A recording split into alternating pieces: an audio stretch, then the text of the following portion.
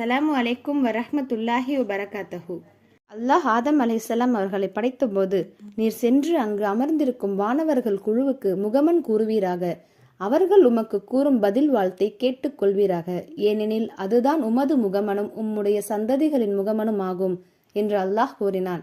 அவ்வாறே ஆதம் அலைஹிஸ்ஸலாம் வானவர்களிடம் சென்று, அஸ்ஸலாமு அலைக்கும், உங்கள் மீது ஈடேற்றம் உண்டாகட்டும் என்று முகமன் சொன்னார். அதற்கு வானவர்கள், அஸ்ஸலாமு அலைக்க வரஹ்மத்துல்லா, உங்கள் மீதும் ஈடேற்றமும் பேரருளும் உண்டாகட்டும் என்று பதில் கூறினார்கள். அவர்கள் தமது பதிலில் அல்லாஹ்வின் பேரருளும் என்பதை கூடுதலாக சொன்னார்கள். சலாம் கூறும் வழக்கம் ஆதம் அலைஹிஸ்ஸலாம் அவர்கள் படைக்கப்பட்ட நாளிலிருந்தே உருவானதையும் வானவர்களும் இந்த வழக்கத்தையே கொண்டிருக்கிறார்கள் என்பதையும் நாம் அறிந்து கொண்டோம்.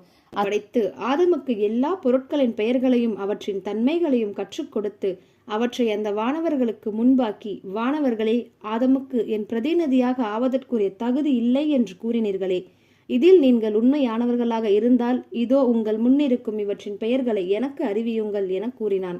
அவ்வாறு அறிவிக்க முடியாமல் அவர்கள் இறைவனை நோக்கி, நீ மிக தூயவன், நீ எங்களுக்கு அறிவித்தவற்றை தவிர வேறொன்றையும் நாங்கள் அறிய மாட்டோம், நிச்சயமாக நீதான் அறிந்தவன், ஞானமுடையவன் என கூறினார்கள். பின்னர் இறைவன், ஆதமே, அவற்றின் பெயர்களை அவர்களுக்கு அறிவிப்பீராக என கூறினான். அவர் அவர்களுக்கு அவற்றின் பெயர்களை அறிவித்த பொழுது அவன் வானவர்களை நோக்கி, பூமியிலும் வானங்களிலும் உங்களுக்கு மறைவானவற்றை நிச்சயமாக நான் நன்கறிபவன் என்று நான் உங்களுக்கு கூறவில்லையா?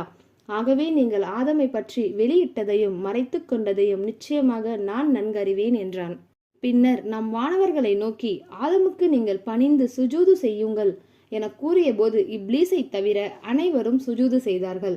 அவனோ பெருமை கொண்டு விலகி நம் கட்டளையை நிராகரிப்பவர்களில் ஆகிவிட்டான். இறைவன் இப்லீஸை நோக்கி, நான் உனக்கு கட்டளையிட்ட சமயத்தில் நீ சிரம் பணியாதிருக்கும்படி உன்னை தடை செய்தது எது என்று கேட்க, அதற்கு இப்லீஸ், நான் அவரை விட மேலானவன், ஏனென்றால் நீ என்னை நெருப்பால் படைத்தாய், அவரை களிமண்ணால் படைத்திருக்கிறாய், களிமண்ணை விட நெருப்பு உயர்ந்தது என்று இருமாப்புடன் கூறினான். அதற்கு இறைவன், இதிலிருந்து நீ இறங்கிவிடு, நீ பெருமை கொள்வதற்கு இங்கு இடமில்லை, உன் பெருமையின் காரணமாக நிச்சயமாக நீ சிறுமைப்பட்டவனாக்கிவிட்டாய், ஆதலால் இதிலிருந்து நீ வெளியேறிவிடு என்று கூறினான். அதற்கு இப்லீஸ் ஆகிய அவன், இறந்தவர்களை எழுப்பும் நாள் வரை எனக்கு அவகாசம் அளி என்று கேட்டான். அதற்கு இறைவன், நிச்சயமாக நீ அவ்வாறே அவகாசம் அளிக்கப்பட்டிருக்கிறாய் என்று கூறினான். அதற்கு இப்லீஸ் இறைவனை நோக்கி, நீ என்னை பங்கப்படுத்தியதால் ஆதமுடைய சந்ததிகளாகிய அவர்கள் உன் நேரான வழியில் செல்லாது தடை செய்ய வழிமறுத்து அதில் உட்கார்ந்து கொள்வேன் என்றும், பிறகு நிச்சயமாக அவர்களுக்கு முன்னும் பின்னும் அவர்களின் வலப்பக்கத்திலும் இடப்பக்கத்திலும் அவர்களிடம் வந்து அவர்களை வழிகெடுத்து கொண்டே இருப்பேன்.